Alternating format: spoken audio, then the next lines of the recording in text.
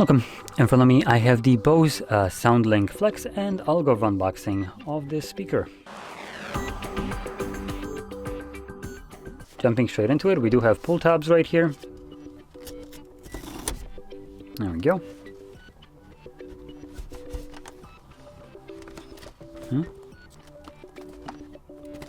Oh, that's how it works. Some information about pairing. Pretty sure we can all figure out how to pair a Bluetooth device.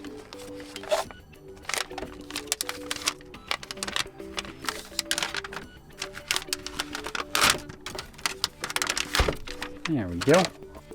So here's a speaker. And then below here we have a cable for charging, manual, and that's it. Taking a look at the device itself, we have a couple buttons: power on, Bluetooth, I think that might be like an assistant launch, and volume up and down, and also play and pause. At the bottom, nothing.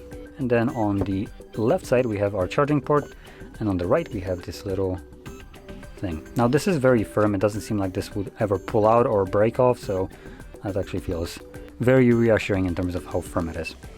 And that's about it. So if you found this very helpful, don't forget to hit like, subscribe, and thanks for watching.